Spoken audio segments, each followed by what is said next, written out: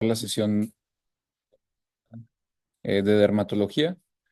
Em, pues primero que nada, dar el agradecimiento al doctor Roger Adrián González Ramírez, dermatólogo, que el día de hoy, debido a, pues, a ciertas circunstancias, no va a poder estar el día de hoy con nosotros, pero pues bueno, un especial agradecimiento a él y a la doctora Diana Carrera también por ayudarme en la tutoría de esta sesión. El día de hoy vamos a ver un ensayo clínico fase 2 multicéntrico, aleatorizado, doble ciego, controlado con placebo, en el que se evaluaron diferentes dosis de upadacitinib para el tratamiento de vitiligo extenso no segmentario.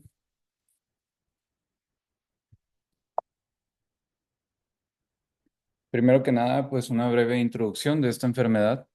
Es la patología despigmentante más frecuente que tenemos en la actualidad. Aparece en el 0,5 al 1% de la población. Y la edad de aparición, el 50% aparece antes de los 20 años de edad y hasta el 80-90% aparece antes de los 35 años de edad, por lo que es una enfermedad que aparece en pacientes jóvenes. No hay diferencias en cuanto al sexo, color de piel o raza, y el impacto psicológico es evidente debido a que la depresión es la comorbilidad asociada más frecuente a esta patología. Existen diferentes tipos de esta enfermedad, son dos, el segmentario y el no segmentario. La diferencia es que el no segmentario cruza lo que es la línea media del cuerpo y es el más común, siendo el 85 al 90% de los casos. El no segmentario tiene un curso crónico, es progresivo y se asocia a entidades autoinmunes como la es enfermedad tiroidea autoinmune, alopecia areata, psoriasis, diabetes mellitus, artritis reumatoide, anemia perniciosa y enfermedad de Addison.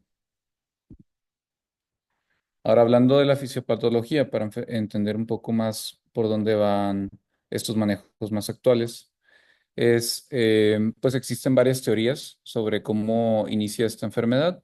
La más aceptada es que debe de haber lo que es una lesión menor que va a liberar lo que son eh, los patrones moleculares asociados al daño. Esto aumenta lo que es el estrés oxidativo a, en- a a nivel de lo que es la dermis. Los melanocitos van a perder su adhesión, como podemos ver aquí en el punto 3, y se van a activar lo que son los inflamasomas. Esto activa lo que es una señal proinflamatoria que conduce al procesamiento de antígenos de estos melanocitos por medio de las células dendríticas. Estas células dendríticas van, presentan los antígenos a los ganglios linfáticos y generan que las células T citotóxicas migren hacia la piel. Como resultado de estas células T citotóxicas que van a migrar hacia la piel, se va a desencadenar esta reacción inflamatoria que van a producir citocinas, entre ellos lo que es el interferón gamma y el TNF-alfa, que son los dos principales blancos de tratamiento actual. Y pues bueno, esta reacción inflamatoria y esta generación de reactantes de inflamación van a ser un ambiente en el que se va a hacer un ciclo vicioso y se van a seguir produciendo lo que son autoanticuerpos por medio de linfocitos B y aún más migración de células T citotóxicas hacia este nivel y van a atacar a los melanocitos, por lo que pues se considera esta una enfermedad autoinmune que las células T y autoanticuerpos van contra los melanocitos. Como antecedentes tenemos que por medio, o sea, las guías, lo que refieren el tratamiento convencional de primera línea para enfermedad que se considera estable y no extensa, son los corticosteroides tópicos de alta intensidad y los inhibidores tópicos de calcineurin como el tacrolimus. De segunda línea o para enfermedad activa y extensa tenemos lo que es la fototerapia y corticosteroides orales o inmunosupresores ya sistémicos. Cada uno tiene sus ventajas y desventajas, como vamos a ver en este cuadro.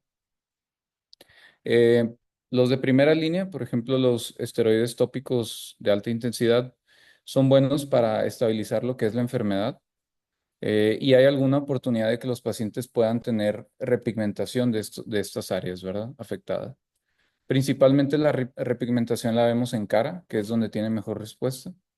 Y sin embargo, pues como comentario, como desventaja, pues tenemos los efectos adversos de los esteroides. Por otro lado, tenemos a los inmunomoduladores tópicos, como el tacrolimus. De igual manera, sirven para estabilizar lo que es la enfermedad y llegan a tener una respuesta muy similar a lo que son los esteroides tópicos. La desventaja es que son relativamente pues, más caros que los esteroides. Por otro lado, tenemos lo que es la primera línea para enfermedad extensa o para pacientes que no responden a esta primera línea, que son el láser y pues la luz ultravioleta. Esta tiene una mejor respuesta para repigmentar la piel en la mayoría de los pacientes y tiene la desventaja de que la seguridad es limitada debido a que aumenta el riesgo de cáncer de piel.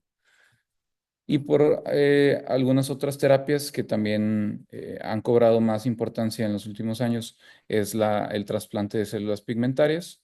Esta tiene la desventaja de que no puede utilizarse en pacientes con enfermedad activa y el éxito es inferior en pacientes con enfermedad de vitiligo no segmentario, es decir, pacientes que tienen vitiligo de ambos lados del cuerpo.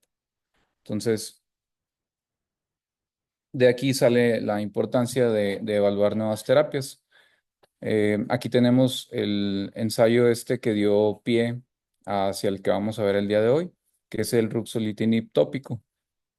El diseño del estudio este estudio evalúa lo que son dos ensayos aleatorizados, doble ciego y controlados con un vehículo que no tenía el principio activo, es decir, pues un placebo. La duración fueron 24 semanas en fase de doble ciego, con una extensión hacia 52 semanas en las que todos los participantes usaban ya la crema activa. El objetivo primario era lograr una mejora del 75% en el índice facial de área de vitiligo a las 24 semanas. Y pues para dar brevemente, en esta ocasión se evaluaron lo que son pacientes, una población de pacientes de 12 años o más con vitiligo no segmentario con despigmentación en no más del 10% de la superficie corporal. Como intervención se aplicó lo que es la crema de ruxolitinib al 1,5% 2 veces al día durante 24 semanas, con una extensión hasta 52 semanas. Se comparó con el placebo 2 veces al día y el objetivo primario, como les comenté, era alcanzar una mejora en el 75% del área en el área de vitiligo facial.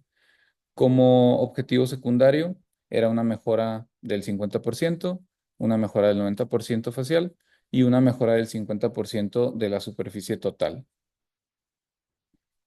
Ahora hablando sobre los resultados, estos fueron los dos ensayos, el TRUE-V1 y TRUE-V2. Podemos ver aquí que el objetivo a las 24 semanas de una mejora en el 75% del índice de vitiligo facial fue pues muy superior al placebo, alcanzando en el TRUE-V1 un casi 30% de respuesta a las 24 semanas versus el 7,4%. Y en el TRUE-V2 una respuesta muy similar por encima del 30% versus un 11%, ambos siendo estadísticamente significativos. Eh, También como objetivos secundarios se trató de alcanzar lo que era una respuesta del 90%. Aquí vemos que la diferencia no fue tan significativa como en la previa. Aquí se alcanzó lo que es un 15% de los pacientes versus el 2% y en el TRUE-2 un 16% versus el 1,3% contra el placebo. Entonces, después de esto, se quiso seguir evaluando lo que es los siguientes estudios que vamos a ver el día de hoy, que se evalúa lo que es el upadacitinib versus placebo en adultos con vitiligo no segmentario. Esto es un ensayo fase 2 multicéntrico, aleatorizado, doble ciego, placebo, controlado con placebo, en el que se evaluaron tres diferentes dosis de este medicamento. Este estudio fue realizado o publicado por la revista The Lancet, que tiene un factor de impacto del 98.4, según el Journal Citations Report del 2023. La fecha de publicación fue en el 31 de mayo del 2024, volumen 73 y financiado por AbbVie Inc. El autor principal es el doctor David Rosmarin, presidente del Departamento de Dermatología en la Universidad de Indiana. Es profesor asociado también de dermatología y trabaja en el Hospital Universitario Health Physicians Dermatology. Él, dentro de sus áreas de interés, se encarga de investigación sobre vitiligo, dermatitis atópica y enfermedades inflamatorias de la piel. Él, de hecho, también fue el autor principal del artículo previo que les acabo de comentar. En cuanto a la metodología de este estudio, se realizó en lo que son cuatro países: Estados Unidos, Canadá, Francia y Japón, dentro de 33 sitios de estos países. Se dividió en diferentes fases. La primera, 35 días para tamizaje y reclutar a los pacientes. El primer periodo de 24 semanas en el que se hizo el tratamiento doble ciego. Posterior a esto, hubo un segundo periodo, una extensión de 28 semanas, en el que aquí nada más fue un simple ciego. Y un tercer periodo de seguimiento durante 30 días para evaluar en caso de que hubiera reacciones adversas.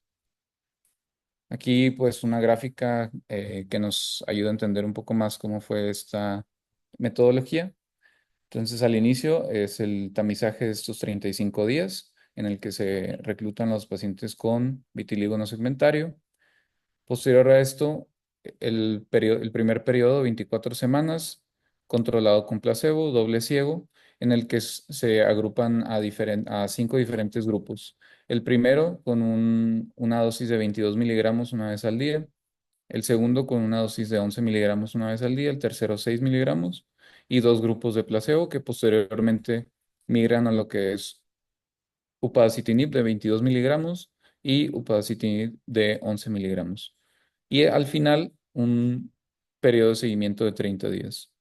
Aquí a las 24 semanas se evalúa lo que es el desenlace primario, que era evaluar el cambio porcentual en el índice facial de vitiligo respecto al basal a las 24 semanas. Ahora, como criterios de inclusión, Em, pues eran adultos de 18 a 65 años que tenían que tener el diagnóstico de vitiligo no segmentario. El índice de puntuación de área de vitiligo facial tenía que ser mayor a 0.5 y el índice de puntuación de vitiligo total debería ser de más de 5.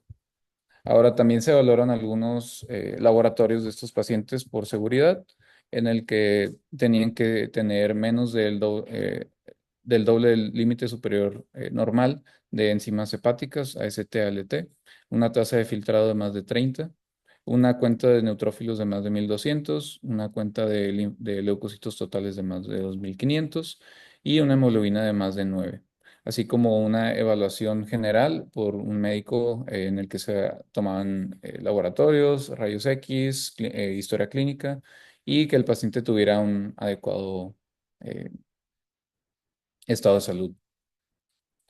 Ahora vamos a estar hablando sobre algunos términos, que es el índice total de vitiligo facial y el índice total corporal total de vitiligo. Esta se saca por una fórmula que viene aquí, en el que se calcula lo que es la superficie corporal afectada por vitiligo y se multiplica por el grado de despigmentación. Por lo que esto se comenta en el artículo que debe ser realizado por pues, gente que tenga experiencia viendo estos pacientes y experiencia tomando este índice, porque no es nada fácil eh, identificar pues, el grado de despigmentación de un paciente a otro. Ahora, en cuanto a los criterios de elegibilidad, tenemos algunos criterios de exclusión que se tomaron en cuenta. Em, Se tomaron en cuenta infecciones como herpes zóster de pacientes que tuvieran dos o más episodios o algún episodio diseminado de herpes zóster, así como también episodios diseminados de herpes simple pacientes que viven con la infección de VIH, pacientes que tuvieran infección activa por tuberculosis, así como neumocistis jirovecii, pacientes con COVID. Este estudio se realizó durante el periodo de COVID, por lo que sí hubo ciertos casos de pacientes que se tuvieron que excluir por esto. También infecciones crónicas como hepatitis B, hepatitis C, así como historia de los últimos 6 meses de pacientes que tuvieran EBC o enfermedades asociadas a muertes cardiovasculares, como lo es infarto, o que hayan sido sometidos a a una cirugía coronaria. Ahora, los criterios de exclusión también hacían mención sobre terapias con inhibidores JAK, como lo es el ruloxitinib que acabamos de ver. Estos pacientes no podían entrar a ese estudio, así como pacientes que hubieran recibido agentes blanqueantes de la piel, terapia con fármacos en investigación durante los últimos 30 días, o pacientes que hayan sido expuestos a biológicos debían tener ciertas especificaciones en cuanto al tiempo de suspensión antes de entrar a este estudio. Cada uno tenía aquí sus ciertos números de semanas que tenían que haber estado libre de este medicamento.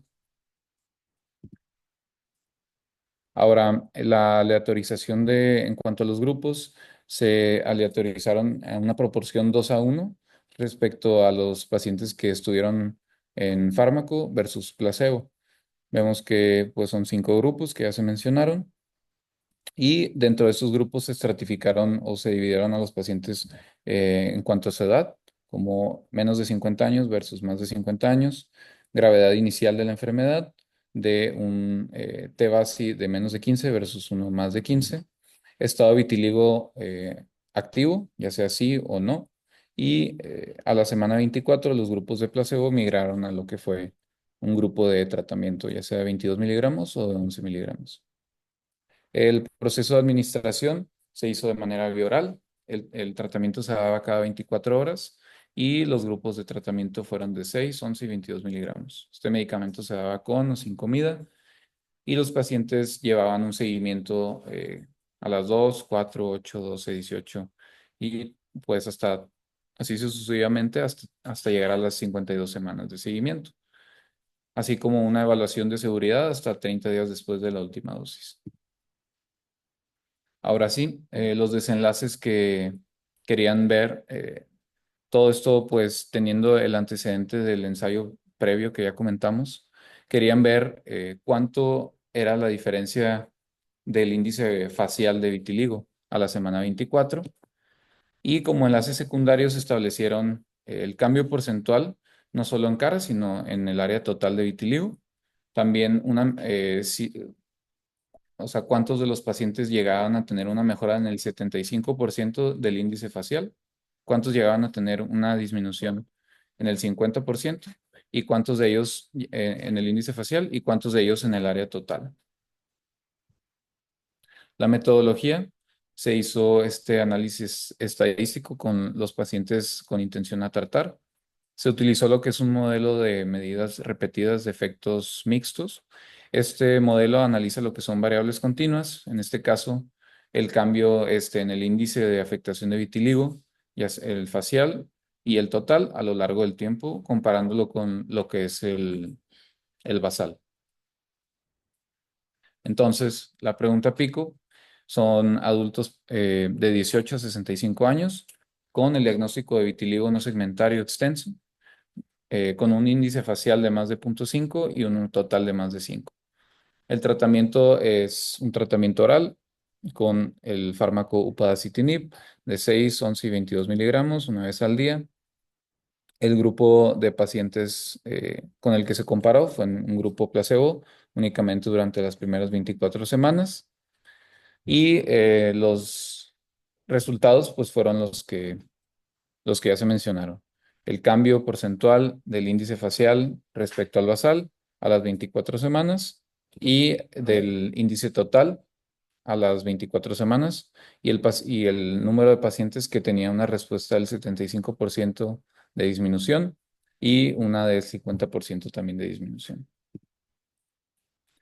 Ahora, pues para ver la distribución de los grupos, al inicio fueron 243 pacientes que se reclutaron, 58 de estos no cumplieron los criterios de elegibilidad, por lo que se aleatorizaron a 185 pacientes. 22 pacientes ingresaron al grupo de placebo, que posteriormente a las 24 semanas cambió al grupo de 11 miligramos. 24 pacientes ingresó al placebo, que posteriormente migró al de 22 miligramos. 49 pacientes al grupo de 6 miligramos, que se quedó en esa misma dosis. 47 pacientes al grupo de 11 miligramos, que también se quedó en esa misma dosis. Y 43 pacientes al grupo de 22 miligramos, que de igual forma también terminó en esa misma dosis. Ahora, en cuanto a las características demográficas, vemos que son muy similares los porcentajes respecto al sexo. En cuanto a la edad también, son edades pues bastante bien equilibrados los grupos. Y en cuanto a IMC, también no hay diferencia. Ahora, en cuanto a, hay algunos puntos importantes a señalar. Vemos que la mayoría de los pacientes son de raza blanca, y hubo grupos con cero participantes respecto a la raza asiática, por ejemplo. Em, También raza nativa o raza que también se considera aquí como nativa hawaiana. En cuanto a la clasificación de Fitzpatrick, vemos que aproximadamente el 80% de los pacientes entraba dentro de la clasificación de 2, 3 y 4, ¿verdad? Entonces quedan fuera, pues, participantes como de raza de Fitzpatrick 5, Fitzpatrick 6 o Fitzpatrick 1. Realmente era menos del 20% el número de pacientes que entraban en esta clasificación. Vemos también que esta enfermedad, los participantes ya tenían un curso muy crónico, que tenían más o menos, como podemos ver aquí, la duración de la enfermedad desde el diagnóstico era aproximadamente de 16 años, 17 años, con una media de aproximadamente 15 años desde el diagnóstico de la enfermedad, por lo que ya era una enfermedad avanzada. Vemos también que se clasificó como un vitiligo activo dentro de más o menos el 67% de los casos. Y también importante señalar que dentro de la clasificación de leve, moderado, severa, la mayoría de los pacientes entraban en una clasificación de moderada a severa. Entonces, en los estudios previos se había evaluado a pacientes con una enfermedad generalmente leve. Entonces, este ensayo, pues, ingresaba a pacientes con enfermedad moderada o severa. Entonces, pues, marca pues una pauta importante en este estudio. Y ahora ya pasando a lo que son los resultados, vemos que el desenlace primario, como podemos ver aquí arriba, que es el porcentaje de cambio desde el basal hasta la semana 24, en el grupo de 6 miligramos únicamente hubo un 7,6% de cambio una vez que lo ajustamos a lo que es el placebo. En el grupo de 11 miligramos, aquí sí hubo un porcentaje de cambio en el índice facial de 21%, teniendo una P de 0,005. Y en el grupo de 22 miligramos vemos que hay un porcentaje también de cambio de casi el 20%, con una P de 0,01%. Ahora, en cuanto a los desenlaces secundarios, vemos pues el primero, que era el cambio en porcentual en el índice de vitiligo total en la semana 24. Vemos que en el grupo de 6 miligramos únicamente hubo un porcentaje de cambio de 7,45%. En el grupo de 11 miligramos hubo un 10% con una P de 0,02. Y en el de 22 miligramos hubo un porcentaje de cambio de 14% con una P de 0,005. Ahora, si nos vamos a ver el número de pacientes que respondieron a una disminución del 75% en este índice, vemos que únicamente el grupo de 11 miligramos llegó a estar casi por el 20%, 9 pacientes de respuesta. El grupo de 22 miligramos un 14%, que representa seis pacientes únicamente, y el grupo placebo nada más un paciente con 2,2%.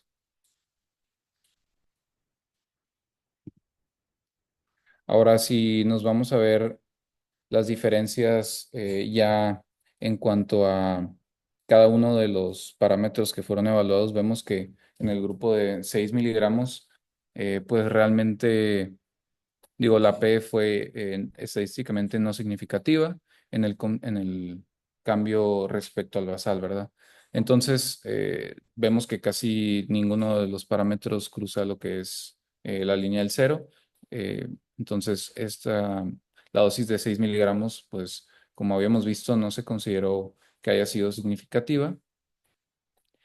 Y aunque el grupo de 11 miligramos lo toman ya la suma total como una P estadísticamente significativa y que sí cruza la línea del cero a favor de upadacitinib, vemos que hay muchos subgrupos en los que pues realmente no es así. Por ejemplo, en los pacientes de 18 a 28 años de edad, pues realmente se inclina más hacia favor del placebo, ¿no? Entonces, ni uno cruza esta línea. Y pues, por ejemplo, lo que es la severidad de el índice total de menos de 15 tampoco llega a cruzar, siendo estos pues los principales subgrupos pues que se analizaron, ¿verdad? Luego el grupo de 22 miligramos, aunque también realmente sí rebasa lo que es la línea del cero a favor de upadacitinib, realmente hay pues muchos subgrupos que tampoco cruzaron la línea y que a lo mejor en conjunto podemos pensar que se inclina más a favor de esta terapia versus el placebo. Sin embargo, pues hay muchos subgrupos que se quedan sin cruzar la línea y que pues no, realmente no son estadísticamente significativos. Ahora, es importante también señalar que el tratamiento se extendió hasta las 52 semanas. Eh, esto, este tratamiento ya extendido indujo lo que es una repigmentación progresiva de la piel con el tiempo sin alcanzar una meseta a las 52 semanas. Vemos que, por ejemplo, el cambio porcentual en el índice facial de el grupo de upadacitinib de 11 miligramos llegó a ser hasta el 64%. En el grupo de 22 miligramos fue de un 60%. Y en el cambio porcentual de 75% del índice facial, llegó a ser del 36% para 6 miligramos, de 63% para 11 miligramos y de 37% para 22 miligramos. Aquí podemos ver esta gráfica en el que ya se incluyen a los pacientes que cambiaron de placebo al grupo farmacológico. Y pues como habíamos comentado, el grupo de 11 miligramos es el que tuvo una mejor respuesta, llegando a tener a pacientes con un cambio porcentual de 75% del índice facial, de tener una respuesta aproximadamente del 60% o encima del 60% a las 52 semanas. Y en la discusión del artículo se comenta que esta respuesta a las 52 semanas siempre fue en aumento hasta llegar a estas semanas, por lo que aquí el tratamiento nunca alcanzó una meseta. Esto es importante porque no sabemos cómo es la respuesta más allá de estas 52 semanas. Todo parece ser que va, obviamente, progresando mucho mejor. Entonces, se comenta que se necesitan pues, nuevos estudios para evaluar hasta qué punto de extensión del tratamiento el fármaco alcanza una meseta, ¿verdad? Y pues como conclusiones, es un artículo que realmente tiene una muestra muy pequeña, fueron muy por encima de 180 pacientes en total. Se considera que el upadacitinib es una opción muy válida para una enfermedad extensa frente al uso de esteroides. Es un fármaco seguro y el tratamiento no alcanza lo que es una meseta a las 24 semanas. Se requiere un estudio más allá de las 52 semanas para ver el resultado realmente a largo plazo. Eh, y pues es importante y marca una pauta de tratamiento para vitiligo no extenso y enfermedad activa. Todo esto frente al uso de esteroides orales y al grado de efectos adversos que pueden tener estos fármacos. Por lo que pues están realizando todavía más ensayos. Ya pasó a lo que es fase 3, entonces pues no sé si hay alguna pregunta, alguna duda sobre este artículo.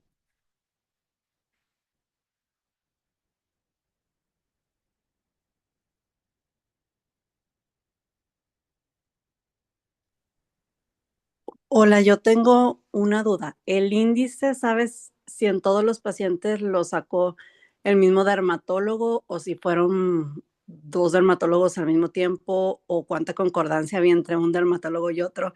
Porque como bien comentas, me parece complicado de calcular y, y no sé si especifican, o sea, no sé si puedas haber cambios entre una persona que lo calcule y otra persona que lo calcule, que en este caso sería muy importante porque es su objetivo, pues, principal. No sé si mencionaban algo al respecto. Sí, digo, estuve revisando precisamente eso porque realmente pues es difícil evaluar el grado de afectación de esta enfermedad de un paciente a otro. Realmente, como usted dice, este índice pues puede variar de una persona a otra, de los evaluadores, ¿verdad? De los que de los, del personal que toma este índice. Entonces, sí se hacía mención de que se debía de realizar por personas que tuvieran experiencia viendo a pacientes con vitíligo o experiencia tomando este índice. Se hicieron en diferentes centros por diferentes dermatólogos, pero sí tenían que tener el antecedente de que eran personas capacitadas para realizar o utilizar esta herramienta.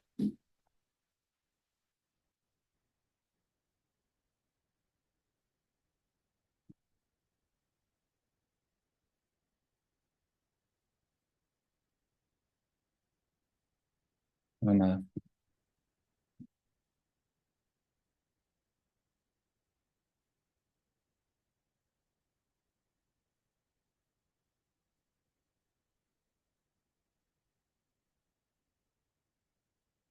Pues no veo preguntas en el chat. Creo que el doctor Roger pues no pudo estar presente el día de hoy. Eh, entonces, pues no sé si hay alguna otra duda, alguna pregunta. Aquí en el metro no hay ninguna pregunta. Creo que si no, podríamos dar por terminada la sesión. Muchas gracias a todos.